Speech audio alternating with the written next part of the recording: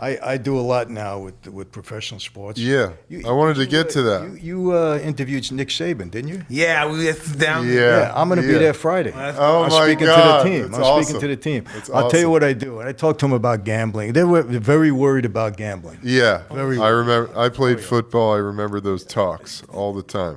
Who'd you play for? I played for Arizona Wildcats for college, and then I played for the Jaguars and the Bears. Oh, okay. Well, I don't think I've. I don't think you came and spoke to us, but we definitely had the gambling talk. So I was curious. That's what you talk about with them? Yeah, gambling and relationships, who they Okay. hang out with, and just give them life lessons, because a lot of these guys think they're invincible. Yeah. So here's what I do.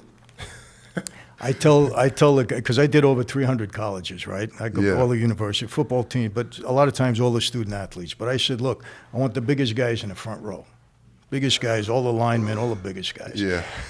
And then I'll get through and I'll go to one guy. I said, hey, you, big guy, right? 6'9", like you. Yeah. Big. Yeah. I said, stand up. And they look at me. I said, stand up. What are you afraid of? 3 times my size. Stand up, right? So they get up.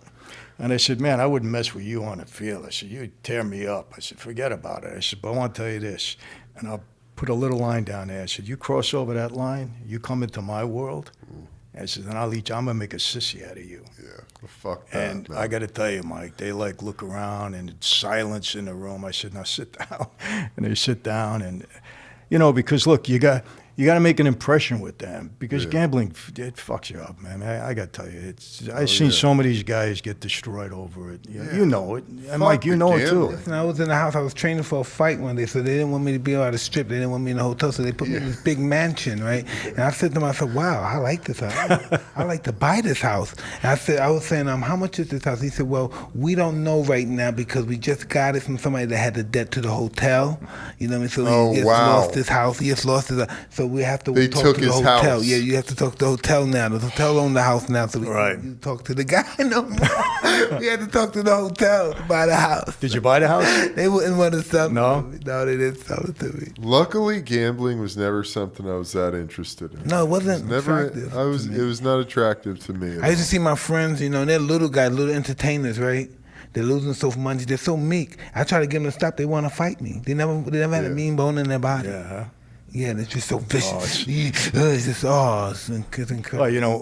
Well, we had guys from I'd be honest, from the Jets and a lot of the local teams gambling with us. I'm sure. I get a bookmaker call me up. This is back in the '80s now. And he said, Mike, so and so player, he's into us for $200,000. Should I cut him off?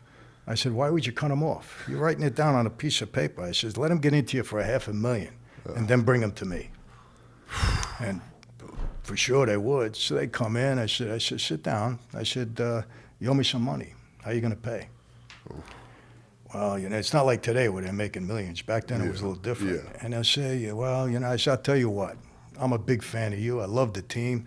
You don't have to pay me now. You're going to pay me 5 points a week on the money.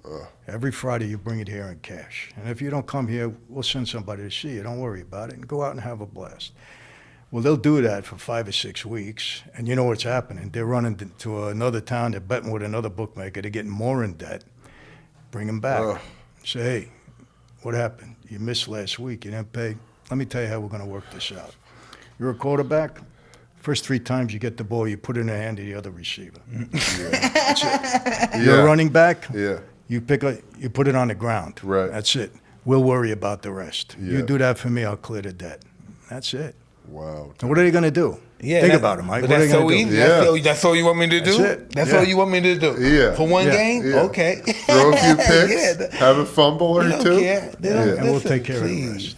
They don't care. Because really, what did they lose? The entry on a piece of paper. It's Yeah. not like you gave them anything, But and a lot of I got to tell you about athletes. They're not good gamblers. No. They're really not. I can't tell you how many of them got in trouble. We're pleasure seekers. Yeah. Big time. We're pleasure seekers. When Adrenaline. pleasure's Give me over- the rush. When the Exactly. pleasure's over, we're Yeah. in a hole. Next thing you know, we're in a hole digging. Give me the rush. Well, because you're so competitive. And what does a gambling do? Yeah. It heightens the stakes. Oh my God. It raises the No doubt stakes. about it. Yeah. I I had buddies gambling in hotel rooms on the plane, to and from games. All the guys guys love that. Hey, I seen once, this is funny, because, I love Jordan. To me, he's still my all-time favorite basketball player. But we were at a security meeting once with the NBA, and Michael's playing the head of security for table tennis. They're playing for $5, right? Of course, Michael wins. He wins everything. So Horace has got his warm-up suit on, and Michael says, "Where's my $5?" Horace, "Well, I don't have any money. It's up in my room." He looks and he said, "Go up and get it." He goes up. He comes down. He hands Michael the $5. I witnessed it all. And Horace looks and he says, "Michael, $5?" He says, "Yeah, this is my trophy. I beat you." Puts it in his pocket and walks away. I said, "Wow, this is intense." Yeah. Yeah. But I get it. I really get it. Yeah, man. I'll be honest with you. I'm not a gambler. I didn't have but I enjoy a game when I got money on it. Just, I get more into it. Oh, yeah, for sure. I got to be honest. Yeah, I know. I know guys who love it. Guys just really get off. I mean, look at the businesses now that are being legitimized with like DraftKings and all the Absolutely. fantasy football. It's crazy. Hey, listen, I'll never forget when off-track betting came into New York, right? The cops came to us, said, "We're going to put you guys out of business." I said, "Really? Let's see what happens." Because what happens? Off-track betting, you got to go and you got to put your money down at the window. They don't give you any credit.